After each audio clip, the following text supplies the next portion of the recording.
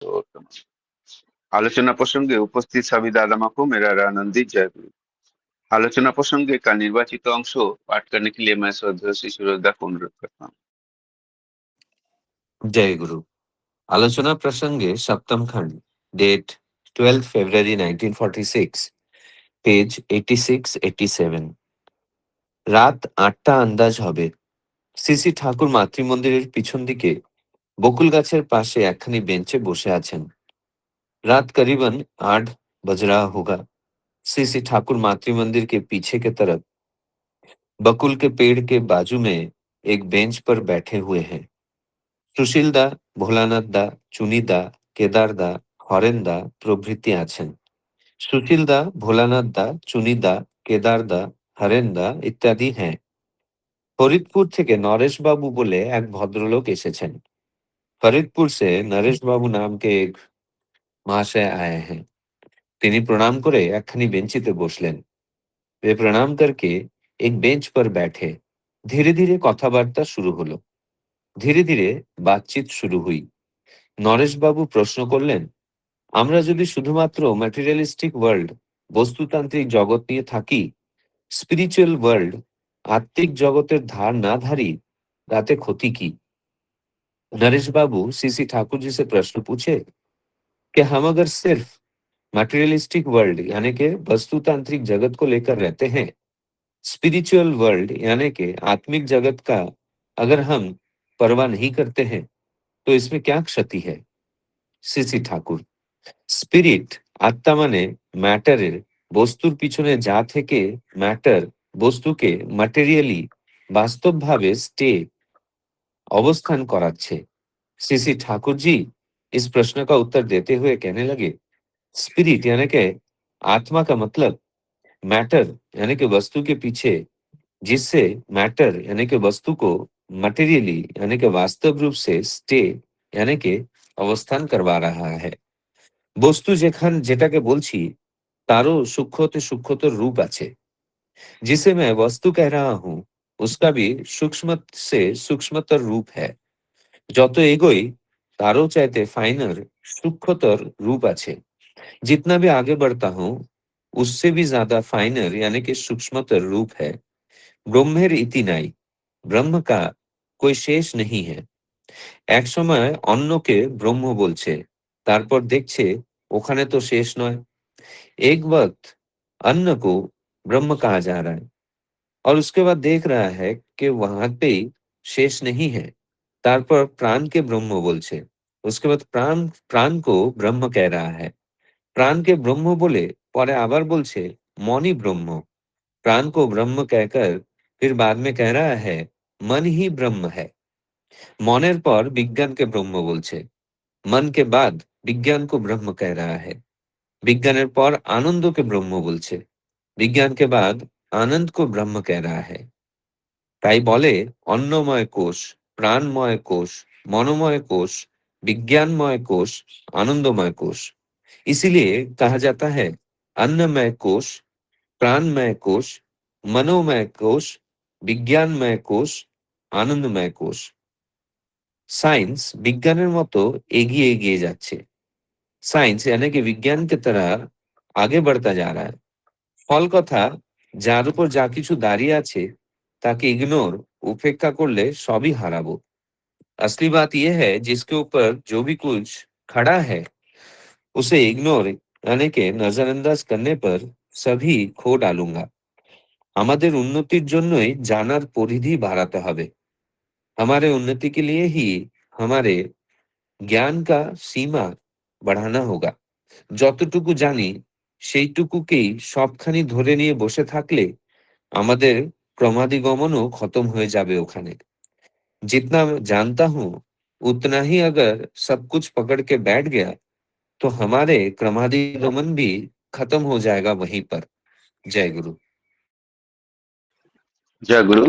श्रद्धा सूरजदा बहुत सुंदर भाव से और स्पष्ट भाव से आलोचना प्रसंगों का निर्वाचित अंश पाठ किए हैं और उनको हिंदी में अनुवाद करके बताया है। सूरजदा प्रतिदिन ऑडियो क्लिप भी भेजते हैं भक्तबिंदों के सुविधा के लिए। एक निरंतर सेवा देते रहते हैं। इसके लिए मैं सूरजदा को बहुत बहुत धन्यवाद ज्ञापन करता हूँ। मैं श्रद्धेय श्री मनोरंजन पात्रदा को भी धन्यवाद ज्ञापन करता हूँ। मनोरंजन दा हमारा आलोचना को रिकॉर्डिंग करते हैं निरंतर रूप से। आज का जो विषय वस्तु है वो बहुत सुंदर है, बहुत गूढ़ तत्व है इसमें। इस प्रसंग में श्री श्री ठाकुर जी रात को लगभग 8 बजे भक्त मंडली द्वारा परिवेष्टित होकर मातृ मंदिर का पीछे बैठे हुए। फरीदपुर से एक दादा आए हुए हैं। दादा ने ठाकुर जी को प्रश्न पूछते हैं, यदि हम लोग केवल वस्तुतांत्रिक जगत को लेके रहते हैं, आत्मिक जगत को उपेक्षा करते हैं, तब क्या हानि है? तो ठाकुर जी बोल रहे हैं उसका उत्तर में कि जो स्पिरिट है, आत्मा जो है, वो मैटर का पीछे रहता है। कोई भी वस्तु जो है उसका पीछे एक आत्मा रहता है, मैटर रहता है, जो वस्तु को उसको अवस्थान करता है, मतलब वस्तु को उसको पोजीशन में रखते हैं वास्तव रूप से। और कोई भी वस्तु है उसका भी सूक्ष्म से सूक्ष्मतर रूप होता है। मान लीजिए एक पत्थर है, वो पत्थर का भी उसका जो सूक्ष्मतर रूप है, उसको अगर हम टुकड़ा करते जाए वो सूक्ष्म से सूक्ष्मतर रूप में जाते हैं, अणु से परमाणु। हम लोग सब इलेक्ट्रॉन प्रोटॉन न्यूट्रॉन का बात जानते हैं, लेकिन इलेक्ट्रॉन प्रोटॉन न्यूट्रॉन से भी और भी आगे उसको डिवाइड करेंगे तो और भी बहुत सारे कणा है, जैसे कि क्वार्क कणा है, लेप्टॉन कणा है, बोसोन कणा है। ये सब और भी खुद, मतलब इसका कोई अंत नहीं है। हम जितना भी इसको डिवाइड करते जाएंगे वो अनंत तक चले जाएंगे। तो एक्चुअली यही है ब्रह्मो। ब्रह्मो का कोई अंत नहीं है। ब्रह्मो का एक्चुअल मीनिंग है वृद्धि। वृद्धि कोई खत्म नहीं होता है, वृद्धि चलते जा रहा है। इसलिए जो ठाकुर जी इधर बोले हैं कि पहले तो अन्न को ब्रह्म बोला गया है, फिर बाद में देखा गया कि अन्न में इसका शेष नहीं है। बाद में प्राण को ब्रह्म बोला गया है, फिर मन को ब्रह्म बोला गया है, फिर विज्ञान को ब्रह्म बोला गया है, फिर आनंद को ब्रह्म बोला गया है। तो इसी तरह हमारा शरीर में भी ये सब कोष है, आनंदमय कोष है, प्राणमय कोष है, मनोमय कोष है, विज्ञानमय कोष है, आनंदमय कोष है। ये सब कोष एक्टिवेट होते हैं। जैसे अन्नमय कोष है, वो एक्टिवेट होता है जब अन्न हम खाते हैं, तब वो एक्टिवेट होते हैं। और कुछ कुछ इंसान ऐसे होते हैं जो वो उसका खाली वो अ, आहार निद्रा और मैथुन में ही सुखी रहता है, उससे आगे वो कुछ नहीं सोचते। इसका ऊपर जो है वो है प्राणमय कोष, जिसको कुछ आत्मा का आत्मिक संतुष्टि का जरूरत पड़ता है।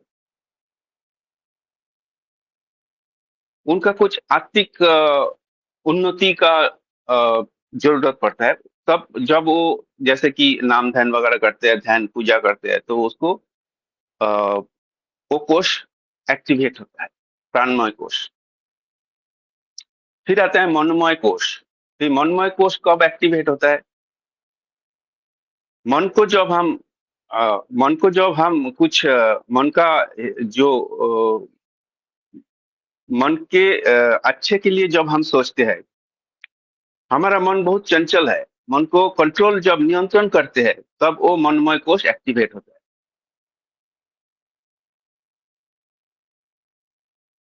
फिर आता है विज्ञानमय कोष। विज्ञानमय कोष है कि जो लॉजिक, हमारा जो मन में जो विवेक होता है, जो लॉजिक होता है, वो विज्ञानमय कोष है। जब हम लॉजिकल होते हैं, विज्ञान मनुष्य होते हैं, हम कोई चीज का कारण ढूंढते हैं, तब तब जो वो कोष है विज्ञानमय कोष, वो एक्टिवेट होता है। और सबसे ऊपर में है वो आनंदमय कोष, तब वो एक्टिवेट होता है। जैसे कि हम बोलते हैं कि हाँ, हम सच्चित आनंद है, मतलब हमारा मन में जब परम आनंद स्टेज में हम जाते हैं, तब वो कोष एक्टिवेट होता है। तो इस तरह जो भी कोष एक्टिवेट होते हैं, ये हमारा मन का स्थिति का ऊपर डिपेंड करते हैं। इसीलिए ठाकुर जी बोल रहे हैं कि जो हमारा जो अग्रगमन है, मतलब प्रोग्रेस है, वो रुकता नहीं है। और हम जितना भी जानेंगे वो उतना उसका परिधि उतना बढ़ते जाए। अगर हम कुछ नहीं जानेंगे, हम हमारा ज्ञान को नहीं बढ़ाएंगे, तो हम अज्ञान रह जाएंगे। जैसे कि एक एग्जाम्पल लिया जा सकता है। जैसे कि मान लीजिए, हमें आपात दृष्टि पे क्या लगता है कि अर्थ फ्लैट है। हम जो रास्ते में चलते हैं, हमको तो फ्लैट लग रहा है, समतल लग रहा है, रास्ता घाट बाड़ी घर फ्लैट लग रहा है। तो ये पृथ्वी क्या एक्चुअली फ्लैट है? ये पृथ्वी तो फ्लैट नहीं है, क्योंकि हम इतना स्मॉल है कि हम इसको हमारा कंसेप्शन में या परसेप्शन में नहीं लेके आ पा रहे हैं। लेकिन कुछ कुछ एक्सपेरिमेंट जो हुआ है, उसी से पता चला कि अर्थ राउंड है। इसका बहुत सारे 4-5 प्रूफ है, उसमें मैं नहीं जा रहा हूँ। लेकिन वो कैसे हुआ, वो हम खोज करते गए, जानते गए, सीखते गए, तभी हमको पता चला कि जो पृथ्वी है वो गोल है। नहीं तो हम लोग क्या सोचते थे पहले कि पृथ्वी फ्लैट है, मतलब समतल है। वो तो नहीं है। तो इसी तरह जब हम खोज नहीं करेंगे, हम हमारा ज्ञान का परिधि नहीं बढ़ाएंगे, तो हम जान नहीं पाएंगे। और जब तक नहीं जानेंगे, तब हमारा वो स्टेट नहीं आएगा, परमानंद का स्टेट नहीं आएगा। इसलिए जो हम जानते हैं उसको लेके हम बैठे रहेंगे, तो हमारा जो वृद्धि है, ब्रह्म को जानना, वृद्धि प्राप्त होना, वो बंद हो जाएगा। तो यही बात ठाकुर जी इधर एक्सप्लेन करने का कोशिश किए है। तो मेरा बोध का हिसाब से मैं जो समझा है मैं बोला है। अभी मैं अनुरोध करूंगा आलोचना को आगे बढ़ाते हुए, श्रद्धेय प्रोफेसर विजय कुमार दा, नवी मुंबई से, दादा को अनुरोध करूंगा 10 मिनट आलोचना करे। दादा, आप 6:47 तक आलोचना कीजिए। जय गुरु। जय गुरु दादा। वंदे पुरुषोत्तम, वंदे पुरुषोत्तम, वंदे पुरुषोत्तम। अभी सोमनाथ दा ने जो है संक्षेप में, मैं समझता हूँ कि पूरे विषय वस्तु को बहुत अच्छी तरह से समझाने का प्रयास किया है। तो ठाकुर जी, आज का विषय बहुत गहरा है ना। मनुष्य के सोच के बहुत ऊपर की स्थिति है ना। जनरली मनुष्य क्या है, भौतिक जगत में ही जो है छाया जाता है। क्या भौतिक जगत? जनरली हम जो बस खाना पीना, पैसा, मनोरंजन, घूमना फिरना जो है इसी को हम जीवन समझ रहे हैं, है ना। लोग इसी में लिप्त रहते हैं। तो ठाकुर जी यहाँ बोल रहे हैं कि जो यहाँ पर जो है धन, शरीर, विज्ञान, तकनीक, सभी सुख सुविधा जो दिखाई देता है दुनिया पर, उसी को, और जो है जो और आत्मा आध्यात्मिकता की कोई चिंता न करे तो इसमें क्या नुकसान है। तो यहाँ पर जो है मान लीजिए कोई व्यक्ति केवल इन यही सब चीजें, बड़ा घर, बड़ी गाड़ी, प्रतिष्ठा, शारीरिक सुख, इसी में लिपटा रहता है, और ये कहता है मुझे आत्मा, ईश्वर, ध्यान या आध्यात्मिकता क्या जरूरत है, सब मेरे पास है, घर, गाड़ी, बंगला सब है ना। जैसे कि जो एक फिल्म का डायलॉग है अमिताभ बच्चन का, मेरे पास गाड़ी, बंगला, सब घर है, तो उसका भाई बोलता है मेरे पास माँ है। यही बात है। तो तो श्री श्री ठाकुर जो है इसी सुख सुविधा में लिपटे रहते हैं। कि श्री श्री ठाकुर जी बोल रहे हैं यहाँ पर कि अभी बहुत सूक्ष्म बात ठाकुर जी बोल रहे हैं, स्पिरिट। स्पिरिट का जो अर्थ है, मैटर के पीछे रहकर जो मैटर को मेटीरियली स्टे कराए हुए हैं, है ना। पीछे रहकर, जैसे अभी मान ली हमारा शरीर है, हम शरीर को ही समझते हैं बहुत कुछ। हम शरीर एक्सरसाइज करते हैं, जिम जाते हैं, वो सब करते हैं। एक्सटर्नली हम ठीक रखना चाहते हैं शरीर को, लेकिन अंदर से अगर आत्मा को शुद्ध नहीं रखें, आत्मा अंदर से हम शरीर को शुद्ध रखें, तो एक्सटर्नली हम कुछ करके कुछ फायदा नहीं है। वही बात है यहाँ पर। स्पिरिट जो है उसी कारण जो मेरा मेटेरियलिस्ट जो है वो खड़ा हुआ है। अदरवाइज स्पिरिट नहीं रहे, जो आत्मा जो है न, केवल कोई कलात्मक या अदृश्य वस्तु नहीं बताया जाता है। पदार्थ के पीछे जो शक्ति, चेतना या आधार मौजूद है और पदार्थ को अस्तित्व में बनाए रखती है, वही स्पिरिट है। जो कोई भी चीज का अस्तित्व है उसको कौन खड़ा करता है? स्पिरिट करता है। इसलिए जो दिखाई देता है उसके पीछे कोई ऐसा आधार है जिसके कारण वह दिखाई देने वाली वस्तु अस्तित्व में रह पाती है। जैसे मान लिया एग्जाम्पल लेते हैं मोबाइल फोन का, तो मोबाइल फोन में हम क्या देखते हैं? उसके स्क्रीन देखते हैं, बैटरी, कैमरा देखते हैं, उसका जो हार्डवेयर देखते हैं, लेकिन उसके अंदर क्या छिपा हुआ है? उसके अंदर सॉफ्टवेयर है, ऑपरेटिंग सिस्टम है, ऊर्जा है, बिजली है, लगता है उसको, वो तो हम देख नहीं पाते।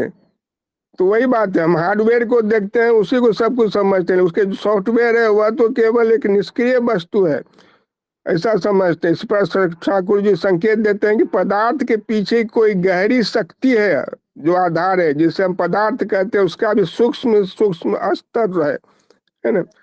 कोई वस्तु का क्या है, रिसर्च करते क्या, कभी कोई वस्तु, उसके बाद वैज्ञानिक लोगों ने रिसर्च किया, अणु, परमाणु, है ना, एटम, फिर ऊर्जा, है ना, आइंस्टीन ने दिया E=mc², m मास वस्तु, और उसको वेलोसिटी दे दिए, स्क्वायर दे दिए तो एनर्जी होता है। तो वस्तु, हम सिर्फ वस्तु ऊपर से देखने से, उसके अंदर जाने की बात है। तो यही बात है यहाँ पर। इसके बाद जो ठाकुर जी कह रहे हैं कि जो जितना आगे बढ़ते हैं उससे भी अधिक जो फाइनल सूक्ष्मतर स्तर रूप मिलता है हमको, है ना। जैसे सूर्य, पहले लगता था कि सूर्य आकाश में घूमता है, लेकिन सूर्य तो घूमता नहीं है, पृथ्वी घूमती है, पता चला। तो जो इसके बाद जो ठाकुर जी बोल रहे हैं, ब्रह्म का कोई अंत नहीं है। यहाँ ब्रह्म का आशय परम सत्य या उस अनंत वास्तविकता से जो संपूर्ण अस्तित्व का आधार है हमारा ब्रह्म, इसका कोई अंतिम सीमित रूप नहीं है। मनुष्य जब किसी एक स्तर को समझता है, उसे लगता है कि अब मैंने अंतिम सत्य जान लिया, लेकिन आगे बढ़ने पर पता चलता है अभी तो इसमें और गहरा सत्य है ना। जिसे समुद्र का जो है खाली ऊपर देखने से नहीं होता है, समुद्र के अंदर कितनी चीजें छिपी हुई है, कितने गहराई है। एक समय मनुष्य अन्न को ही ब्रह्म कहा गया, फिर देखा गया कि वही अंत नहीं है। यहाँ अन्न का अर्थ केवल भोजन नहीं है, व्यापक अर्थ में यह स्थूल भौतिक शरीर और पदार्थ जगत का प्रतीक है। मनुष्य के अस्तित्व की शुरुआत में सबसे पहले उसे दिखाई देता है शरीर भोजन से बनता है ना। इसके बाद क्या दिखा दिया, यदि कोई व्यक्ति कई दिनों तक भोजन न करे तो शरीर कमजोर होगा, यही सब समझता है आदमी। लेकिन क्या है, यह लास्ट नहीं है, इसके आगे और खोज बैठी। इसके बाद पता चला कि नहीं, प्राण को ब्रह्म कहते हैं। शरीर तो पदार्थ से बना है, लेकिन शरीर को जीवित कौन रखता है? प्राण रखता है। एक मृत शरीर और जीवित शरीर में क्या अंतर है? दोनों में सब कुछ है, लेकिन एक में प्राण है, जीवित में। तो आगे चला कि नहीं, ये प्राण उसके अंदर है। फिर पता चलता है प्राण को ब्रह्म करने के बाद फिर कहा कि मन ही ब्रह्म है। तो मनुष्य ने अनुभव किया कि नहीं, उसके पीछे फिर मन है, जीवन शक्ति। केवल जीवन शक्ति पर्याप्त नहीं है, प्राण पर्याप्त नहीं है। एक व्यक्ति जीवित हो सकता है, लेकिन उसके अंदर मन, उसका विचार, स्मृति, इच्छा, कल्पना, भावनाएं, निर्णय, ये भी होता है। इसलिए मन का स्तर सामने आ गया। जैसे दो विद्यार्थियों के पास मानव शरीर है, समान भोजन खाता है, समान विद्यालय जाता है, समान पुस्तक पढ़ता है, फिर भी दोनों का परिणाम अलग क्यों होता है? क्योंकि उसके विचार अलग हैं, उसकी रुचियां अलग है, ध्यान अलग है, मानसिक दृष्टिकोण अलग है। इसलिए केवल शरीर और प्राण से मनुष्य को समझाना पर्याप्त नहीं है। फिर क्या है, मन के बाद विज्ञान को ब्रह्म कहा गया है। यहाँ विज्ञान का अर्थ जो है लेबोरेटरी नहीं है, यहाँ विज्ञान का अर्थ है विवेकपूर्ण, विश्लेषणात्मक, गहरा और सत्य को पहचानने वाला। माने विवेक यहाँ पर बात है। यह मुझे ये अच्छा लगता है, लेकिन बुद्ध विज्ञान कहता है कि नहीं, इसका यह बस वास्तव में सत्य नहीं है। जैसे मुझे बहुत मीठा खाना अच्छा लगता है, विवेक कहता है लेकिन अधिक मीठा मेरे शरीर के लिए उचित नहीं हो सकता है, विवेक बोलता है। तो मन कहता है मुझे क्रोध में तुरंत उत्तर देना चाहिए, विवेक कहता है नहीं, यदि अभी उत्तर दिया तो संबंध खराब हो जाएगा।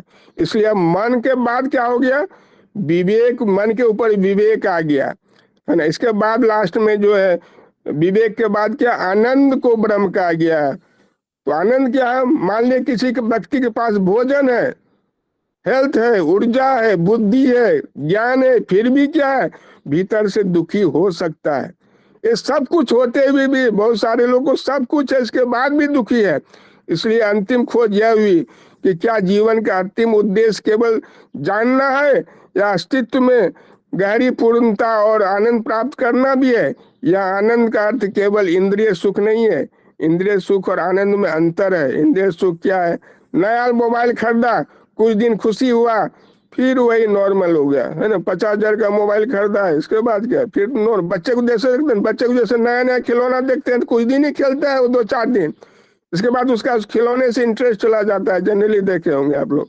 तो इसलिए जो है गहरा आनंद के किसमें है? किसी को निस्वार्थ सहायता के करना, भीतर जो है शांति और सेवा, निस्वार्थ साथ दूसरों के लिए हम काम करते हैं, एक आनंद के अलग होती है, उसका परम सीमा है, उसके बियॉन्ड कुछ नहीं हो, परमानेंट आनंद रहता है वो।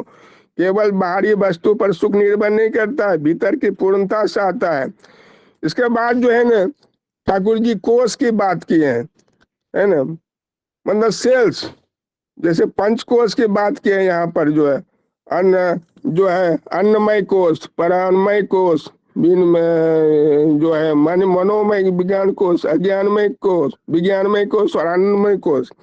अब यहाँ पहला है अन्नमय कोष, माने शरीर पहले क्या है, वो जो कोष है, सेल्स जो है शरीर, अन्न में मतलब भोजन से बना शरीर, कि हम भोजन ही माने प्रमुख है, शरीर के लिए भोजन ही प्रमुख है, ऐसा है। फिर प्राणमय कोष, जीवन शक्ति, और शरीर को सक्रिय रखने वाली जीवनी शक्ति, है ना, जिसको आत्मा कहते हैं, जैसे जिससे श्वास प्रश्वास चलता है मेरा, तो हो गया प्राणमय कोष।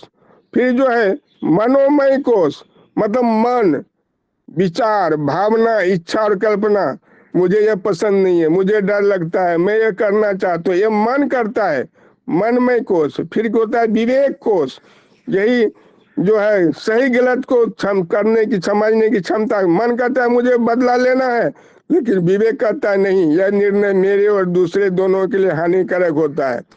तो ये धीरे धीरे स्टेज आता है ना। मतलब जनरली आजकल मनुष्य जीवन में हम लोग बस शरीर को जो है अन्न से ही समझते हैं, अन्न ही सब कुछ है, ऐसा नहीं है। शरीर, अन्न के बाद बहुत सारी कोच है ना। तो लास्ट में विवेक है, इसके बाद विवेक के बाद लास्ट स्टेज है आनंदमय कोष, माने ये फाइनल स्टेज है, यह स्थिति जहाँ व्यक्ति को भीतर से संतोष, शांति और पूर्णता का अनुभव देता है। इसके बाद जो है साइंस की तरह आगे बढ़ते जाना, ठाकुर जी रुकने नहीं बोले हैं, है ना।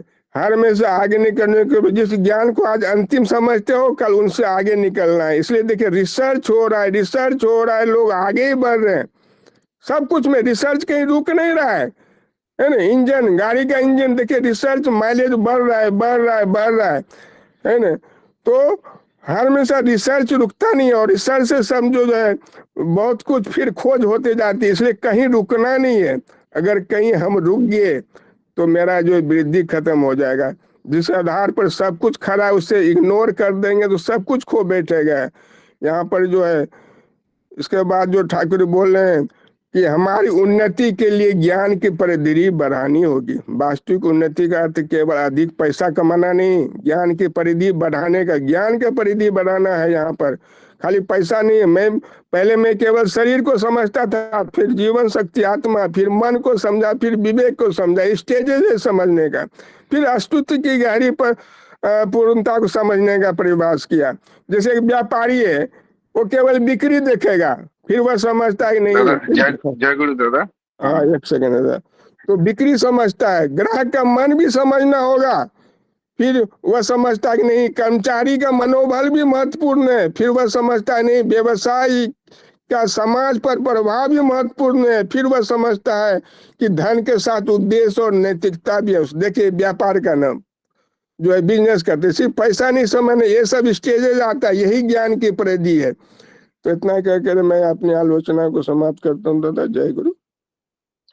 जय गुरु दादा। सदैव विजयता बहुत सुंदर भाव से एक जटिल विषय वस्तु को बहुत सुंदर भाव से सरल रूप से आलोचना करके समझाया है। बहुत अच्छा लगा। दादा ने बहुत सुंदर सुंदर एग्जाम्पल देके विषय वस्तु का आलोचना करने का कोशिश किया, सहज सरल करने का कोशिश किया, क्योंकि ये बहुत गुरु तत्व है और समझना थोड़ा डिफिकल्ट होता है। तो बहुत सुंदर आलोचना के जरिए दादा ने विषय वस्तु का आलोचना करके समझाया है। बहुत अच्छा लगा दादा आपका आलोचना। समय का पाबंदी के कारण मैं आपको थोड़ा रोकना पड़ा, इसलिए मैं माफी चाहता हूँ। अभी मैं श्रद्धेय श्री संजय शादा, जो कि ठाकुर जी की अधूर जो है पूर्णिया बिहार से, दादा को अनुरोध करूंगा 12 मिनट आलोचना करें, 7:02 तक। जय गुरु दादा। जय गुरु दादा, जय गुरु। समूह को मेरा रणनीति जय गुरु। जैसा कि हम लोगों ने सुना, आज का विषय बहुत ही गूढ़ रहस्य को लेकर के है। इसको समझना और समझाना हम जैसे के लिए उतना आसान नहीं है। फिर भी जो ठाकुर यहाँ बताने का प्रयास कर रहे हैं, उनसे जो नरेश बाबूदा ने जो प्रश्न किया, पहले वहां से हम लोग चलते हैं, थोड़ा जानने का प्रयास करते हैं। फिर नरेश बाबू पूछे कि यदि हम केवल मटेरियलिस्टिक वर्ल्ड, जिसको कि हम लोग भौतिकवादी जगत कहते हैं, इसको ही लेकर रहें और स्पिरिचुअल वर्ल्ड, आत्मिक जगत की बिल्कुल ही परवाह न करें, तो उससे हानि क्या होगी। पहले क्वेश्चन को समझते हैं हम लोग। नरेश बाबू के प्रश्न में दो बातें आ रही है। एक है भौतिकवादी या भौतिक जगत, और दूसरा है आत्मिक या आत्मा का जगत। जो हम लोग अपनी खुली आंखों से बाहरी जगत को देखते हैं या अपनी इंद्रियों के माध्यम से महसूस करते हैं, जैसे जगत में विद्यमान सारे पदार्थ, ऊर्जा, अंतरिक्ष, समय, ये सभी भौतिक जगत के उदाहरण हैं। और आत्मिक जगत भौतिक जगत से परे अदृश्य, शाश्वत और चेतना पदार्थ ये वास्तविकता है, जहां आत्माओं का अस्तित्व है, परमात्मा की ऊर्जा है और आंतरिक शांति अनुभव होता है। तो ये बाहरी जगत और आंतरिक जगत की बातें हो रही है। तो नरेश बाबू यही चीज पूछते हैं कि केवल हम यदि बाहरी जगत, जिसको मटेरियलिस्टिक वर्ल्ड कहते हैं, भौतिकतावादी जगत कहते हैं, उसी को लेकर के रहें, और जो हमारे आंतरिक जगत है, आत्मिक जगत है, उसकी परवाह ही न करें, तो इससे हमें क्या हानि होगी। तो ठाकुर जो जवाब दिए हैं, इसमें कंप्लीट आंतरिक जगत की बातें हैं और उनको लेकर के बाहरी जगत की बातें, भौतिक जगत की बातें को कोरिलेट किए हैं कि क्या कुछ हो सकता है, ये हम लोग समझने का प्रयास करें। ठाकुर बोले कि स्पिरिट, इसलिए से स्पिरिट से इससे ही स्पिरिचुअल आया है, आत्मा जिससे आत्मिक आया है। आत्मा का अर्थ है कि मैटर, पदार्थ जो हम देखते हैं बाहरी जगत में, इसके पीछे जो रहकर मैटर, पदार्थ को मेटेरियली, मतलब वास्तविक रूप से स्थित करके रखता है, कराए हुए है। मतलब भौतिक जगत का जो पदार्थ है, मैटर जिसको कहते हैं, अपने वास्तविक रूप में जिस कारण से अवस्थित है, वह कारण ही आत्मा है। इस संसार में प्रत्येक चीज का अस्तित्व जिसके कारण है, वही है आत्मा। आलोचना प्रसंग छठा खंड में भी ठाकुर जी कहते हैं कि आत्मा शब्द जो है अत धातु से है, अर्थ है गमन करना, जो सतत चल रहा है वही है आत्मा। हम बच्चा थे, फिर युवक हुए, फिर बूढ़ा हुए, तीनों अवस्था में मैं हूं, चलता चल रहा है, नाना प्रकार का परिवर्तन भी हो रहा है, लेकिन इस परिवर्तन में एक है जिसका परिवर्तन नहीं हो रहा है। हमारा जो ये अस्तित्व है, इसमें शरीर है, मन है, आत्मा है। जब हम बाहरी जगत से अंतर जगत में गमन करते हैं, तो हम आत्मा के गूढ़ रहस्य को जान पाते हैं। शास्त्र में भी, गीता में भी श्री ठाकुर ने जो बताया, गीता में भी वर्णित है इसके बारे में। नैनंग छिंदती शास्त्राणी नैनंग दहती पावक नौ चैनंग क्लेदपु नौ सोसती मारुत है। आत्मा का ये है, उसको नष्ट नहीं है, लेकिन अस्तित्व है, वो है जिनके कारण इस संसार का प्रत्येक चीज है। तो ये जब हम बाहरी जगत से अंतर जगत में प्रवेश करते हैं, गमन करते हैं, तो उस आत्मा के गूढ़ रहस्य को हम जान पाते हैं। इस सूक्ष्म से सूक्ष्म रहस्य को हम जान पाते हैं। ठाकुर कहते हैं कि जिसे हम पदार्थ कहते हैं, उसका भी सूक्ष्म से सूक्ष्म रूप है। जैसा कि अभी बता रहे थे दरअसल कि पदार्थ के निर्माण में जब हम जाएं, अगर उसके पीछे जाएं, तो उसके संबंध, उसके सूक्ष्म रूप में जाए तो अणु मिलता है, फिर उससे सूक्ष्म में जाए तो परमाणु है, फिर प्रोटॉन है, न्यूट्रॉन है, इलेक्ट्रॉन है, और भी बहुत सारी चीजें हैं। ठाकुर कहते हैं कि जितना हम आगे बढ़ते हैं, उससे भी अधिक फाइनल सूक्ष्म रूप मिलता है। जितना हम उसको खोज करें, आगे बढ़ें, तो ठाकुर कहते हैं कि ब्रह्म का कोई अंत नहीं है।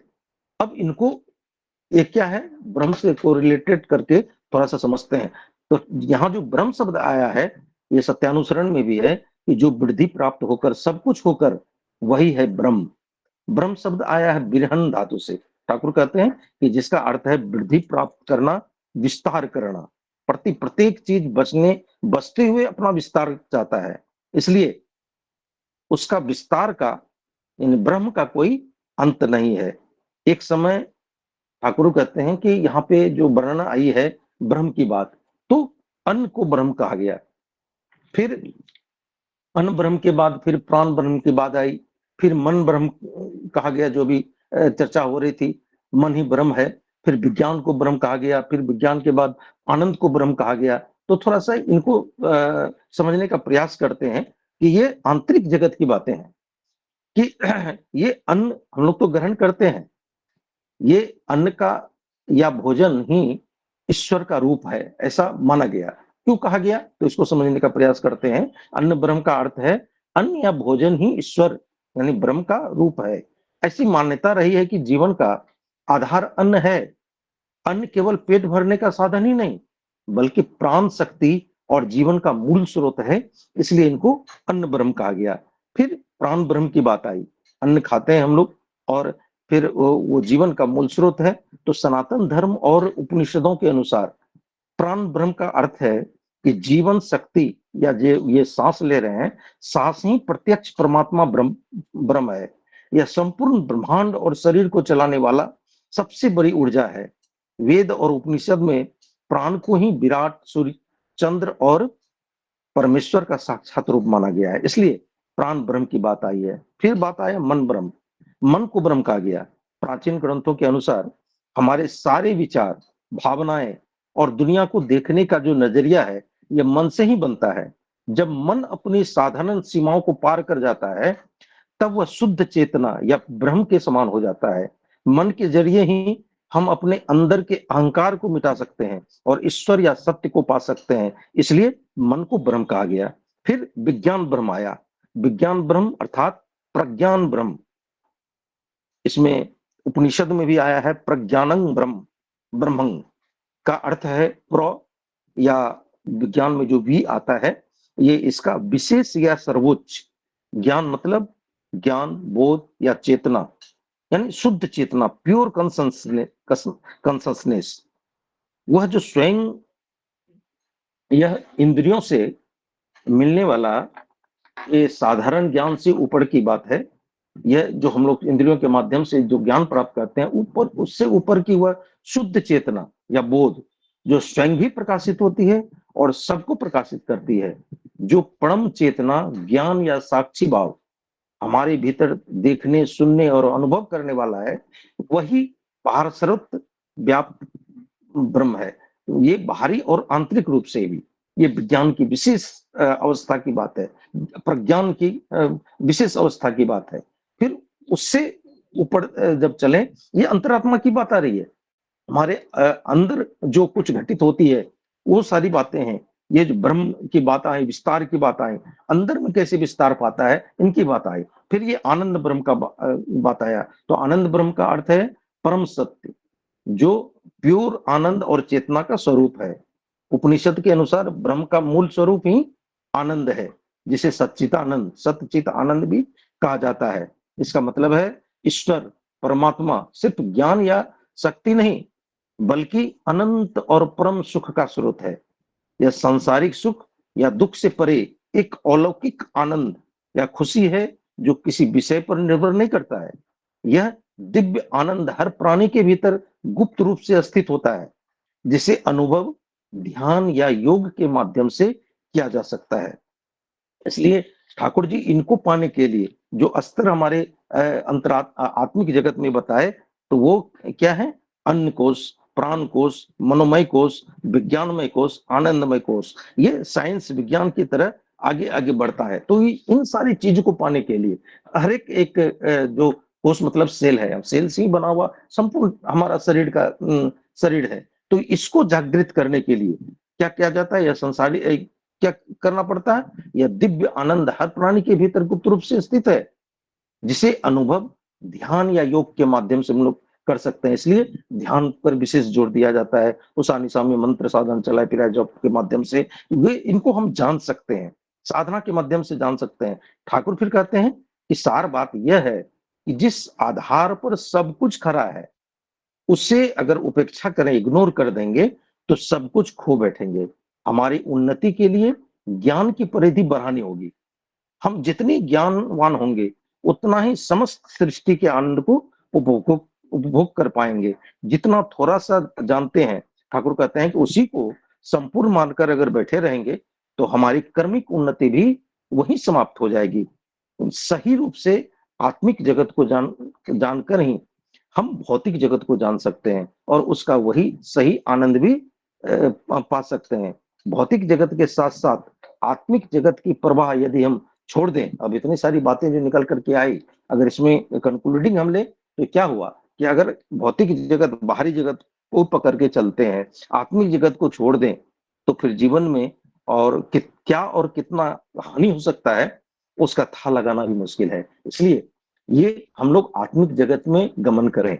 आत्मिक जगत में गमन करने के लिए जो ठाकुर की प्रक्रिया है, जो सारी चीजें हम लोगों को दे करके गए हैं, हमारे ये सारे कोष को जागृत करके उन सारी चीजों का हम अपने को, अपने सब कुछ को सुनियंत्रित करके अपने जीवन को सार्थक कर सकते हैं। उसके लिए ठाकुर जी बोले कि नहीं, ये छोड़ना नहीं होगा। इन सबको पकड़ करके, ये आत्मिक जगत को पकड़ के, कि ये जो बाहरी जगत है, जो दादा ने पूछा था कि ये भौतिक जगत, उनका उपभोग कर सकते हैं, सही रूप में उपभोग कर सकते हैं। इसलिए हम लोग को दोनों को कोरिलेटेड करके चलने से ही हमारा जीवन मंगलमय होगा। जय गुरु दादा। जय गुरु दादा, बहुत सुंदर भाव से श्रद्धेय श्री संजय सादा विषय वस्तु को आलोचना किए है। बहुत अच्छा लगा दादा आपका आलोचना। एकदम गुण तत्व आपने आलोचना किए है, और जो फाइनल कंक्लूजन एक्चुअली जो है वो आपने बताया कि अगर हम मतलब वस्तु जगत को लेके चले और आर्थिक जगत को इग्नोर कर दे, तो हमारा जो वृद्धि है, गति है, वो बंद हो जाएगा। यही है कंक्लूजन इसका, यही है हानि, यही यही हमको क्षति होगा, हमको वृद्धि नहीं होगा, हमको अ, गति नहीं होगा, हमारा उन्नति नहीं। This is the conclusion. तो बहुत अच्छा लगा। हमारा साथ आज दीनेंद्र मंडल दा ज्वाइन किया है। जय गुरु दादा। दीनेंद्र मंडल दा, जय गुरु। कहाँ से ज्वाइन किया दादा? दीनेंद्र मंडल दा, आपको बहुत बहुत स्वागत है आलोचना प्रसंगो ग्रुप में। जय गुरु। अभी दादा मैं जय गुरु। जय गुरु, कहाँ से ज्वाइन किए? मैं तो मुंबई के रहने वाला हूँ, लेकिन ओके फिलहाल मैं टाटा जमशेदपुर में हूँ। ओके ओके दादा, जय गुरु दादा, आपको बहुत बहुत स्वागत करता हूँ। अभी आलोचना को आगे बढ़ाते हुए कंक्लूडिंग आलोचना करने के लिए मैं श्रद्धेय श्री शशिकांत दादा को अनुरोध करूंगा, समराइज करे और कंक्लूजन ड्रॉ करे। जय गुरु दादा। जय गुरु जय गुरु।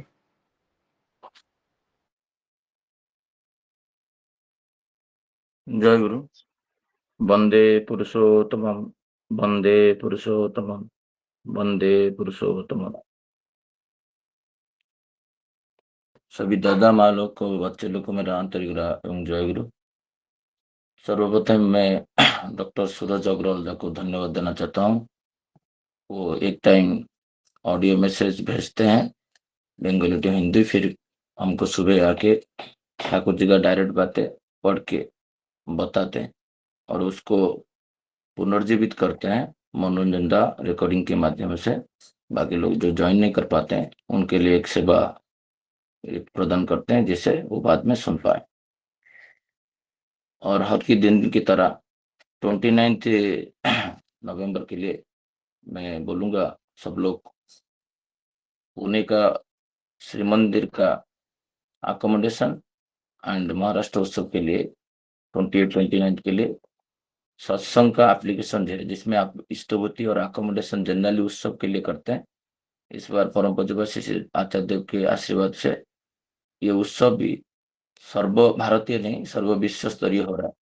तो उसमें सारे देश और सारे राज्यों में भारतवर्ष का लोग ज्वाइन करेंगे और 2 दिन का उत्सव होगा। तो जो लोग अकोमोडेशन नहीं किए वो अकोमोडेशन करके बुकिंग कर ले। विषय वस्तु बहुत, ये विषय वस्तु नॉर्मल लाइफ में ना, ये जान के मेरा क्या होगा, ये क्वेश्चन आता है। ये तत्व आप जान जाओगे तो आपको जीवन में इतना आनंद मिलेगा प्रैक्टिकल अब जानोगे तो शास्त्रों में बहुत सारा चीज लिखा हुआ है और ठाकुर जी बहुत सारा चीज बोले हैं, और मेरा जीवन में उसका आवश्यकता जहां पर नहीं है, बहुत सारा फॉर्मूला पढ़ा हूं, कुछ आवश्यकता नहीं, धीरे धीरे भूल भी गया हूं, क्योंकि मेरा जीवन में आवश्यकता हो ही नहीं रहा। इसीलिए ये चीज को जानना जरूरी है। मेरा बोध के हिसाब से मैं एक्सप्लेन करूंगा। दो चीज आता है, आप जब भी डीपी वर्क करते हो, किसी के साथ बात करते हो, ऑफिस में हो कि सोसाइटी में हो, वहां पर दो चीज आता है, एक होता है मैटेरियलिस्टिक, होता है स्पिरिचुअल। आप स्पिरिचुअल हो, आप मैटेरियलिस्टिक हो गए, ऐसे बात करते हैं। ठाकुर जी दुनिया ऐसा नहीं। ठाकुर जी का दुनिया में सारे मैटर है, नहीं तो सारे स्पिरिट है। ठाकुर जी का बहुत सारा जगह में यही लिखा हुआ है। तो ठाकुर जी का जो बातें जो पूछा जा रहा है, यदि केवल मैटेरियलिस्टिक वर्ल्ड में हम भौतिक जगत में रहेंगे, तो स्पिरिचुअल वर्ल्ड आत्मिक जगत आध्यात्मिक जगत में बिल्कुल परवाह नहीं करें, तो उसमें हानि क्या है? क्या जो स्पिरिचुअल वर्ल्ड में नहीं है तो वो लोग जीवित नहीं रहते हैं? ये क्वेश्चन है। श्री ठाकुर जी जो आंसर दिए हैं, श्री ठाकुर जी बोलते हैं जे स्पिरिट व आत्मा का अर्थ है मैटर, पदार्थ के पीछे जो रह के मैटर व पदार्थ को मैटेरियली वास्तविक रूप से स्थित कराता है। यहाँ पर जो आत्मा का बात अभी संजय दा कर रहे थे, अधातु से गमनशील होता है। प्रत्येक वस्तु चाहता है, व प्राणी व उद्दीप्त व जीव जंतु क्या मनुष्य कि कोई माउंटेन, सब कुछ लोग चाहते हैं जो हम लोग वृद्धि पात करें, वृद्धि पथ में चले, हम बढ़े, यही लक्ष्य होता है। ब्रह्म भी वही भ्रू धातु से जो आता है, उसका होता है विस्तार, बढ़ना, वृद्धि करना। और सत्ता में वही सचित और आनंद है, एग्जिस्टेंशियल रेस्पॉन्सिबनेस, बिकमिंग मतलब वृद्धि। तो जो वस्तु के पीछे जिसको धारण करने के लिए ये सारे जगत में जो आत्मा का बातें कर रहे हैं, ब्रह्म का बात कर रहे हैं, श्री ठाकुर जी बोल रहे हैं जे ये जिस जे एक पदार्थ को देखेंगे, जो सोमनाथ दा आलोचना किए थे, मैं इसको रिपीट करना नहीं चाहूंगा, तो उसको अणु परमाणु न्यूक्लियन प्रोटॉन तक और भी नीचे तक जाता है, हमारा अंत नहीं है। जब बाहरी दुनिया में दिखता था तब उसी को लगता था वो उदाहरण दे पृथ्वी का गोल का बातें कर रहे थे, उसको फ्लैट लोग समझते थे। तो लोग जब गोल बोले उनको लोग मार भी दिए, सोक्रेटिस से लेके बहुत सारा दार्शनिक को। अभी हमारा जानना जो है वो अनंत है, और उसके आगे जब जान हुए, श्री ठाकुर जी यहाँ पर एक दो तीन चीज बोले हैं। जो प्रिलिमिनरी स्टेज में जो भृगु ऋषि थे, तो उनका तपस्या के द्वारा वो जाने जे ये जो इटर्नली बॉडी व फिजिकल बॉडी जो शरीर होता है, वो तीन प्रकार का शरीर होता है। वो होता है स्थूल शरीर, सूक्ष्म शरीर एवं कारण शरीर। तो वो सृष्टि किए जे ये जो शरीर माध्यम खड़ु धर्म साधनम। तो भृगु ऋषि का जो बातें पहले आया, जे वो बोले जे अन्न ब्रह्मंति व्यजनात्, मतलब अन्न ही ब्रह्म है। हमारे गुरु पूर्णिमा में देखे होंगे, वहां पर एक बोर्ड लगा था जो अन्न ही ब्रह्म है थाने में। क्योंकि शरीर को जो लोग सोचते हैं शरीर ही सर्वस्व है, मुझे वो आत्मा परमात्मा में जाके क्या करूंगा, मैं तो दो ओड़ा खाऊंगा और मैं तो काम करता हूँ, मेरा बीमार होता है तो भगवान तो मुझे रक्षा नहीं करते हैं, वो सब मैं नहीं जानता हूँ। तो उसके लिए ये शरीर को बचाना, वो उसी को ही ब्रह्म मानता है, यही शरीर सब कुछ है और उसके आगे कुछ है ही नहीं। तो वो 3 टाइम नहीं खाता है तो उसका पागल हो जाता है। तो वो अन्न अन्न अन्न से उसका जो सेल है डेवलप हो रहा है, और अन्नगत प्राण इसके लिए बोला जाता है। उसका प्राण कहाँ पर बसा हुआ है? अन्नगत प्राण है, वो अन्न से ही बसता है, तो इसका सर्वस्व कुछ ब्रह्म है अन्न। तो भृगु बोले जो अन्न से पृथ्वी जाता है, अन्न से शरीर जाता है, अन्न और अन्न सब कुछ है। फिर तपस्या करते हैं, तो फिर देखते हैं जे निश्वास प्रश्वास जो प्राणमय कोश ऑक्सीजन नहीं लेंगे तो उसका डेथ हो जाएगा। आत्मा का बात आ रहा है। जे यहीं पे सर्वस्व नहीं है। खाली शरीर खाना खाने से आप जीवित नहीं रह सकते हो। ओनली खाद्य खा के आप जीवित नहीं रह सकते हो। आपको निश्वास प्रश्वास बंद हो जाएगा तो आप जीवित नहीं हो पाओगे। तो वो सोचे जो शरीर के आगे और कुछ है, वो है आत्मा। और ये आत्मा का जो ईंधन है वो होता है मंत्र। जे वो प्राणमय कोश जो बोलते हैं, जे मनुष्य जब रनिंग के क्षेत्र में आता है तो भूखा रहता है, जिसको शरीर को सर्वस्व मानता है, वो दो खा लेगा तो बोलेगा कि तृप्ति है, आनंद है, वो वहां पर तृप्ति लाभ किया। जो दौड़ के आया है, रनिंग करके आया है, कुछ करके आया है, उनका प्राण जाने आना हो रहा है, उनको फर्स्ट प्रायोरिटी फूड नहीं है, उसका मास्क लगाना पड़ेगा, ऑक्सीजन लगाना पड़ता है। वहां पर प्राण इंपॉर्टेंट है, खाद्य इंपॉर्टेंट नहीं है। वो प्राण वायु उड़ जाएगा तो फिर वो बचेगा नहीं। तो भृगु लिखते हैं जे प्राण ही ब्रह्म है। तो यहाँ पर बात होता है जे मेरा जीवन में ब्रह्म कोई अंत नहीं है। तो अन्न को माना कभी, शरीर सर्वस्व जो होता है, और प्राण को माने, फिर आता है मन। मन जगत में जो होता है, मनोमय कोश, ये जो होता है, ये होता है आपका ये भावना, चिंताधारा। मेरे ससुर जी मुझे ऑलवेज एक बात बोलते थे, मेरा जब हेल्थ इश्यू था तो बोले तुम शशिकांत बाबू तुम सोचो मेरा कुछ हुआ नहीं। बट मैं तब उनको बिलीव उस टाइम में नहीं कर रहा था। वो बोले थे जी प्राणमय मनमय कोश को जगाओ, मनमय कोश में तुम्हारा प्राण बैठा हुआ है। मन को बोलो मेरा कुछ नहीं हुआ है, मेरा कुछ नहीं हुआ है, मैं कर पाऊंगा, मैं कर पाऊंगा। तो क्या होता है, जो मन में सोचा जो वही सोचना प्रक्रिया जब स्टार्ट करता है भावना शक्ति को, तो वो कैसे होगा ना। यहाँ पर आता है स्पिरिचुअल, यहाँ पर आता है मन को नियंत्रित करने के लिए सदगुरु का आवश्यकता है। आप प्राण निश्वास प्रश्वास आप ऑटोमेटिक लेते हो, आपको प्रॉब्लम नहीं होता है। बट जब मन को नियंत्रित करने के लिए आता है, मन नहीं होता है। तो भृगु बोल रहे हैं जो पहले शरीर को सर्वस्व सोचे, फिर आत्मा है और एक मन है। ये त्रिकोण है, शरीर, आत्मा, मन। रिसर्च तो ऐसे ही हुआ है। एटम के बाद जो प्रोटॉन न्यूट्रॉन सब आया, अभी और आगे चला गया। बट पहले आया था शरीर, स्ट्रगलिंग फॉर फूड। फिर यहाँ पर बात आ रहा है जो मन को, जगत को, मन को जो कंट्रोल करने के लिए क्या चाहिए ना, मंत्र चाहिए। मेरा मन के हिसाब से मैं चलूंगा। ये सोचे जो मन ही सर्वस्व है, मन सबको नियंत्रित करता है, तो मन को ब्रह्म बोल रहे। भृगु बोल रहे जे मनो ब्रह्मोति व्यजन, मतलब मन ही सर्वस्व है। शरीर के बाद प्राण हुआ, फिर मन आया। फिर मन में क्या हुआ ना, द्वंद्व उत्पन्न हुआ। तो उसमें आता है राइट और रॉन्ग, लॉजिकल थिंग्स। तो यहाँ पर जो विज्ञानमय कोश जो होता है, हमारा एनके पंजाज भी था डोंबिवली में, मनीष दा का पिताजी ऋतिक थे, और एक स्टोरी पूजनीय सिपाही दा को सुनाए थे। जो मन और विवेक में ठाकुर जी क्यों बोल रहे मन को अनुसरण मत करो, बट पहले ऋषि बोलते थे मन को नियंत्रित करो। मन नियंत्रित हो जाएगा तो सब कुछ हो जाएगा, नहीं। मन के ऊपर और कुछ है, वो होता है विवेक। मन नियंत्रित होके भी खो बैठता है, वो होता है logical.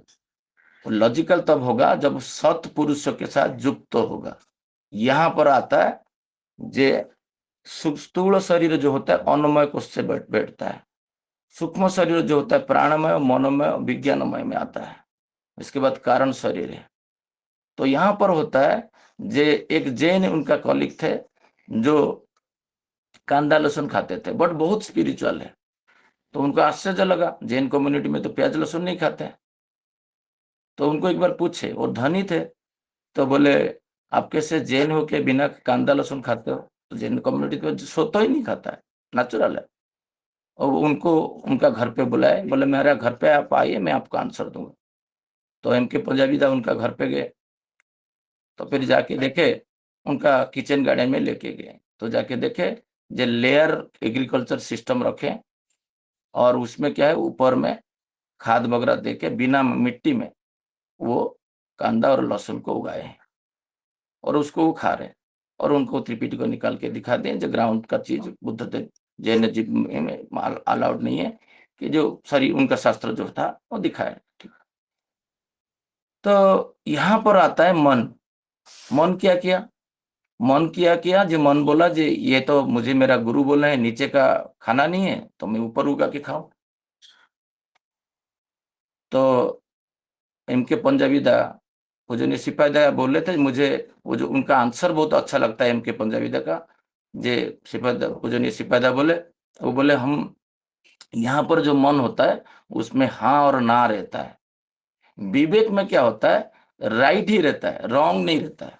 This is the difference, मन और विवेक। इसलिए सत्यानुष्ठान में मन का फॉलो करने के लिए मना कर दिया। मनोमय क्रोश तक पहुंचे थे ऋषि, विज्ञानमय क्रोश तक पहुंचे, तब जो उचित राइट लॉजिकल साइंस ये आया। तो बोले नहीं, हम रूसी बात को नहीं मानते हैं, हम रूसी को मानते हैं। रूसी बात का उपासना हुआ है। कैसे? ये नीचे का नहीं, वो पदार्थ नीचे पानी कहीं पे जाए, उसका जो टॉक्सिन क्रिया है वो क्रियाशील होगा। तो मन उसको इंजेक्ट किया, बताया ये करो। बट विज्ञानमय कोश जो होता है उसमें आता है विवेक ही बुद्धि। जैसे बोलते हैं ना, यहाँ तक सबको पता है जो शरीर और आत्मा और मन शक्तिशाली है, बट भृगु ऋषि बोले नहीं, मन शक्तिशाली नहीं, मन के परे है विवेक। विवेक जब जाग जाता है तब वो गलत काम कर ही नहीं सकता है। उसके पास गाड़ी है, बंगला है, सोचता नहीं हुआ है, ऋतिक पंजा लिया है, बट वो बीसी कोटा में जाके स्कूल का फीस भर रहा है, तो उसका मतलब उसका विवेकमय कोष जागा नहीं। डेली तो इष्टभूति कर रहा है, प्रार्थना कर रहा है, उसका मनमय कोष में वो है। तो जो कोष होता है वो कोष डेवलप होता है। जब वो कोष आपका सेल उस स्तर में चला जाएगा तो आपका राइट आप देखोगे, रॉन्ग देख ही नहीं पाओगे। तो बोलते हैं वो दादा क्यों ऐसे कर रहे हैं? क्योंकि उनका कभी 2 वड़ा 3 वड़ा नहीं खाने से वो विव्रत हो जाता है। मुझे कोई मेरा पड़ोसी बोला, जो शशि भाई आप 8 घंटा नहीं सोओगे तो आप पागल हो जाओगे। तो मैं 2 दिन डिप्रेशन में चला गया, क्योंकि मेरा मन बोला तुम पागल हो जाओगे। फिर मैं नियंत्रित हुआ, विवेक को किया, आनंद में सोचा जे मैं तो एंजॉय कर रहा हूँ, मैं ये काम करके एंजॉय कर रहा हूँ, तो मेरा सेल इनएक्टिव नहीं है।